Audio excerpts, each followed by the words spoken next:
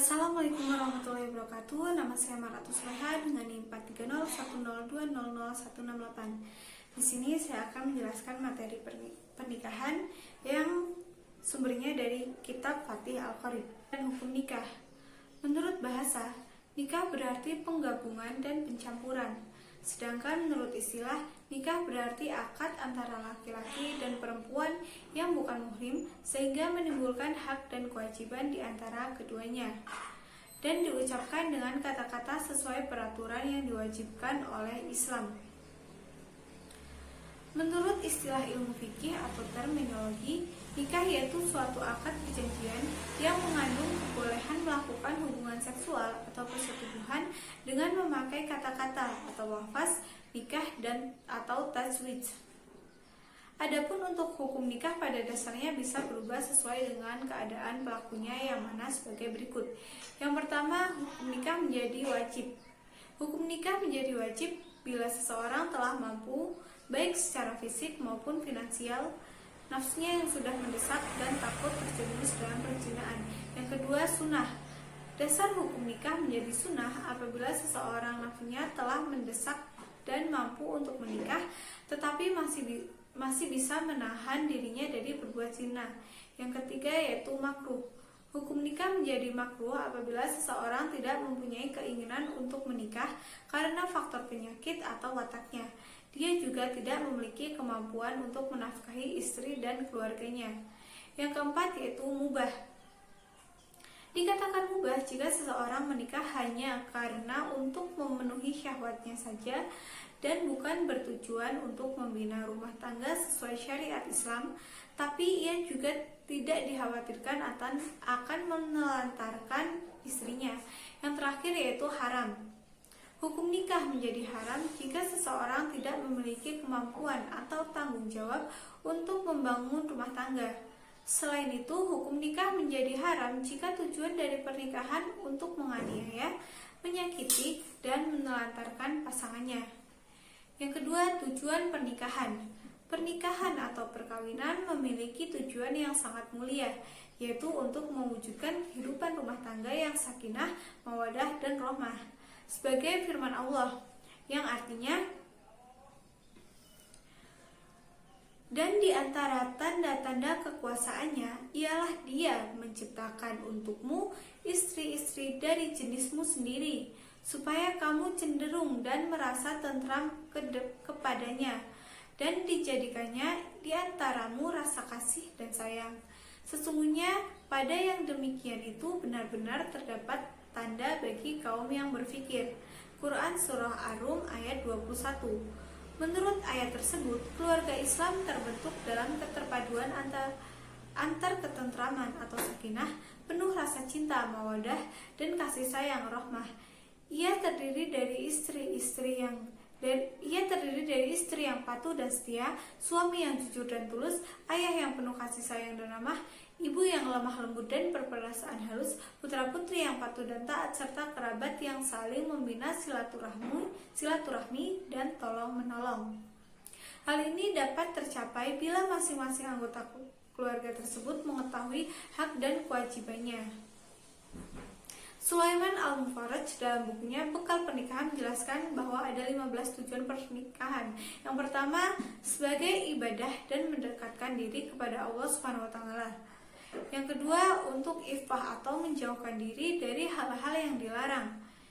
Ihsan, membentengi diri, dan mubadoah, bisa melakukan hubungan intim. Yang ketiga, memperbanyak umat Muhammad SAW. Yang keempat, menyempurnakan agama. Yang kelima, menikah termasuk sunahnya para utusan Allah SWT. Yang keenam, melahirkan anak yang dapat memintakan pertolongan Allah untuk ayah dan ibu mereka saat masuk surga. Yang ketujuh, menjaga masyarakat dari keburukan, runtuhnya moral, perzinahan, dan lain sebagainya. Yang kedelapan, legalitas untuk melakukan hubungan intim, menciptakan tanggung jawab bagi suami dalam memimpin rumah tangga, memberikan nafkah dan membantu istri di rumah. Yang kemudian mempertemukan tali keluarga yang berbeda sehingga memperkokoh lingkaran keluarga, saling mengenal dan menyayangi, menjadikan ketenangan kecintaan dalam jiwa suami dan istri sebagai pilar untuk membangun rumah tangga Islam yang sesuai dengan ajarannya. Terkadang bagi orang yang tidak menghiraukan kalimat Allah, maka tujuan nikahnya akan menyimpang. Kemudian suatu tanda kebesaran Allah SWT, kita melihat orang yang sudah menikah.